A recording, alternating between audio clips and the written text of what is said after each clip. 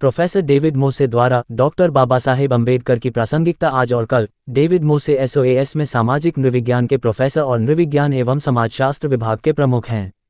उनके शोध में विकास और सक्रियता के नृविज्ञान, पर्यावरण, इतिहास और प्राकृतिक संसाधन प्रबंधन, ईसाई धर्म, दक्षिण एशियाई समाज और लोकप्रिय धर्म के नृविज्ञान में रुचि शामिल है। प्रोफेसर डेविड मोसे को 13-15 अप्रैल 2016 को नागपुर में डॉक्टर अम्बेडकर की 125वीं जयंती के अवसर पर आयोजित समारोह में कई भाषण देने के लिए आमंत्रित किया गया था।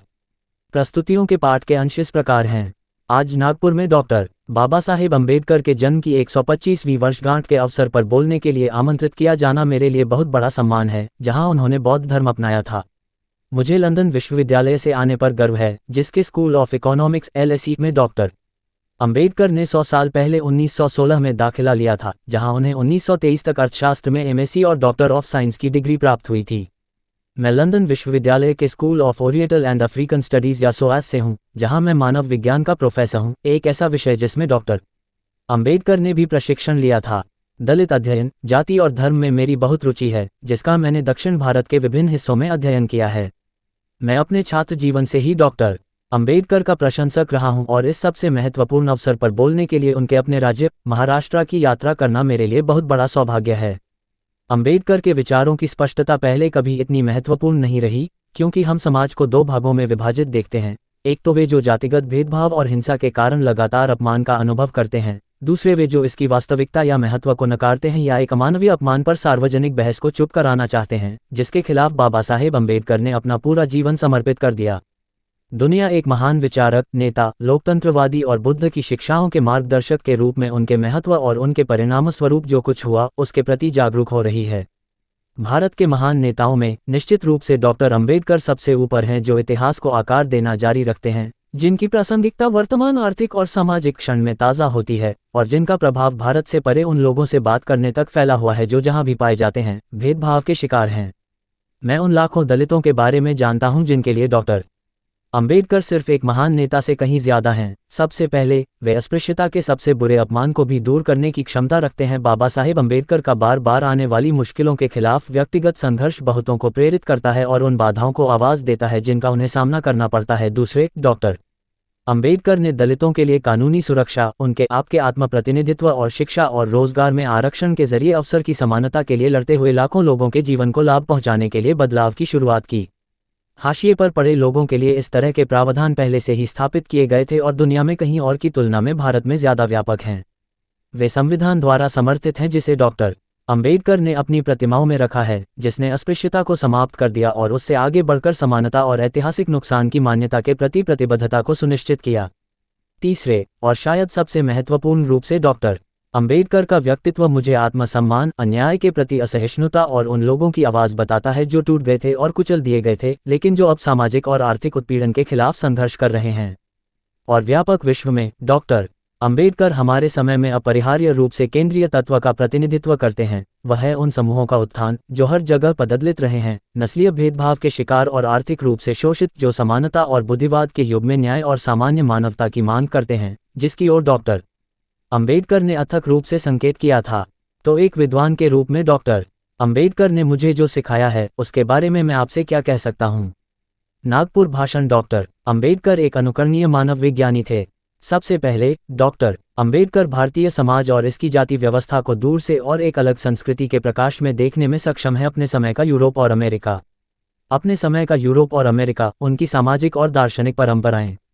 दूसरे, डॉक्टर अम्बेडकर अपनी विपत्ति को एक व्यक्ति के रूप में नहीं, बल्कि एक सामाजिक व्यवस्था के कामकाज के परिणाम के रूप में समझते हैं, जिसकी चपेट में लाखों दलित पीड़ित हैं। एक ऐसी व्यवस्था जिसे इसके मूल, इसे बनाए रखने वाले तंत्र, इसके अंतर्निहित विश्वासों और इसके प्रभावों, जिसमें गहरे मनोवैज्ञानिक नुकसान भी शामिल हैं, को समझना होगा। मैं इस बात से चकित हूं कि कैसे डॉक्टर अम्बेडकर ने व्यक्तिगत पीड़ा को सामाजिक पीड़ा के रूप में समझा। भारत की सामाजिक पीड़ा का मूल जाति को पाया, इसलिए उनके विचार में पीड़ा का अंत, जाति का विनाश होगा। आज और व्यापक विश्व में डॉक्टर अम्बेडकर की प्रासंगिकता आज के समय में उत्पीड़ितों के जीवन को समझने के लिए डॉक्टर अम्बेडकर के विचार इतने महत्वपूर्ण क्यों हैं, सिर्फ भारत में ही नहीं बल्कि पूरी दुनिया में। सबसे पहले, डॉक्टर अम्बेडकर सामाजिक वास्तविकता को संबोधित करने के लिए दृढ़ थे, जैसा कि हम चाहते हैं वैसा नहीं। दूसरे, उन्होंने निचले तबके के लोगों के दृष्टिकोण को अपनाया जो उत्पीड़ित हैं। और तीसरे, डॉक्टर अंबेडकर ने इस बात पर जोर दिया कि गरीबों की स्थिति व्यक्तिगत निराशाओं का नतीजा नहीं है, बल्कि उस सामाजिक व्यवस्था के कामकाज का नतीजा है जिसके तहत वे रहते हैं। आखिरकार डॉक्टर अंबेडकर दलितों से यह सवाल नहीं पूछते कि हम कौन हैं, हमारी पहचान क्या है, बल्कि हमारे साथ कैसा व्यवहार किया जाता है और क्यों। और इसलिए वे दुनिया को बताते हैं कि उनके लोगों को दलित नाम दिया गया है। दलित टूटे हुए डॉक्टर अंबेडकर के विचारों से मुझे दो और महत्वपूर्ण बातें सीखने को मिली। सबसे पहले, वे सामाजिक असमानता को आर्थिक असमानता से अलग नहीं करते या जाति को वर्ग से अलग नहीं करते। दरअसल डॉक्टर अंबेडकर अपने समय में एकमात्र व्यक्ति थे जिन्होंने शोषित वर्गों के अधिकारों और दलितों के अधिकारों को जोड़ा। दूसरे, जाति के उत्पीड़न को समाज और अर्थव्यवस्था से अलग धार्मिक मामले के रूप में नहीं देखा जा सकता। ये सर्वविदित है कि डॉक्टर अंबेडकर जाति और वर्ण के हिंदू धर्मग्रंथों की कितनी आलोचना करते थे, लेकिन उन्होंने इस विचार को खारिज कर दिया कि अस्पृश्यता केवल एक सांस्कृतिक या धार्मिक मामला है। भेदभाव का समाधान धार्मिक सुधार में नहीं बल्कि कानूनी अधिकारों और दलितों की ओर से राज्य के हस्तक्षेप में निहित है। इस अर्थ में डॉक्टर अंबेडकर ने अधिकारों के मुद्दे को हिंदू धर्म के दायरे से बाहर कर दिया। जिस भेदभाव के खिलाफ उन्होंने लड़ाई लड़ी वह किसी भी समुदाय, किसी भी धर्म, क्षेत्र या देश में नागरिक और मानवाधिकारों का उल्लंघन था। हाशिए पर पड़े लोगों की जरूरतों को संबोधित करना अंतर्राष्ट्रीय सतत विकास लक्ष्यों की प्रतिबद्धता है, जिसका उद्देश्य गरीबी को उसके सभी रूपों में समाप्त करना, अवसरों की असमानता को कम करना, सभी के लिए सभ्य काम उपलब्ध कराना, गुलामी और भेदभाव के आधुनिक रूपों को समाप्त करना है। मैंने 3 तरीकों का उल्लेख किया है जिनके द्वारा डॉक्टर अंबेडकर इस वैश्विक चुनौती के प्रति दृष्टिकोण का नेतृत्व कर सकते हैं। पहला, नीति निर्माताओं को समाज में कुछ समूहों, विशेष रूप से जाति के आधार पर निरंतर असमानता, भेदभाव और हाशिए पर रखे जाने की सामाजिक वास्तविकताओं का सीधे तौर पर सामना करने की आवश्यकता है। दूसरा, उन्हें स्वयं इन समूहों के अनुभव को सुनने की आवश्यकता है और उनकी चिंताओं को राष्ट्रीय प्राथमिकताओं का हिस्सा बनाने की आवश्यकता है। और तीसरा, नीति निर्माताओं को यह समझने की आवश्यकता है कि हाशिए पर पड़े और शोषित लोगों की स्थिति उनकी व्यक्तिगत क्षमताओं का परिणाम नहीं है, बल्कि सामाजिक प्रणालियों के कामकाज का परिणाम है जो कुछ श्रेणियों के लोगों के साथ भेदभाव और बहिष्कार की अनुमति देते हैं। डॉक्टर अंबेडकर जाति को ऐसी ही एक प्रणाली के रूप में इंगित करते हैं, न केवल भारत में बल्कि अंतर्राष्ट्रीय स्तर पर। प्रजातंत्र, मैंने डॉक्टर अंबेडकर के बारे में बात की है जो समाज के वैज्ञानिक हैं, मानव विज्ञानी, लेकिन उनका सारा विचार उनके द्वारा पहचानी गई समस्याओं को हल करने पर केंद्रित था, विशेष रूप से समाजवादी लोकतंत्र की ओर मार्ग प्रशस्त करके। अंबेडकर सामाजिक व्यवस्था और उसके प्रभावों के बारे में यथार्थवादी थे, लेकिन समानता लाने के लिए लोकतांत्रिक संस्थाओं की शक्ति के बारे में आशावादी भी थे। ये डॉक्टर बाबा साहेब की वास्तविक लोकतंत्र के अर्थ के बारे में स्पष्टता है, साथ ही दलितों के अनुभव के प्रति उनकी निष्ठा है जो उन्हें आने वाले वर्षों में भारत और अंतर्राष्ट्रीय स्तर पर सामाजिक नीति निर्माताओं, शिक्षकों,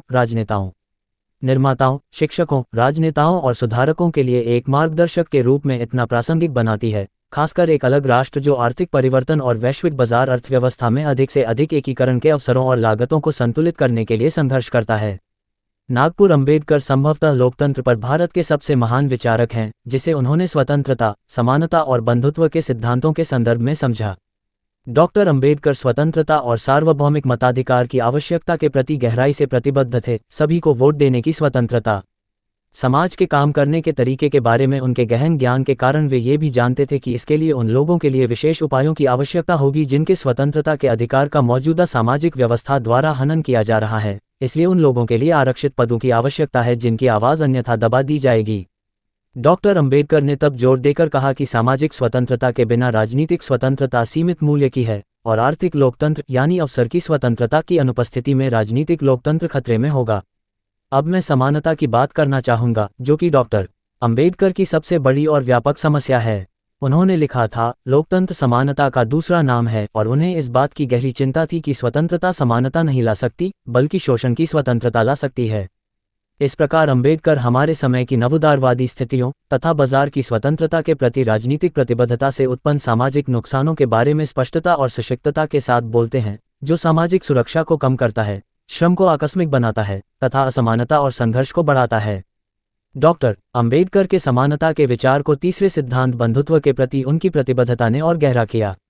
बंधुत्व का अर्थ है कि लोकतंत्र अमूर्त या अलग थलग व्यक्तियों पर नहीं, बल्कि एक सामाजिक समूह के सदस्यों के रूप में लोगों पर आधारित होता है।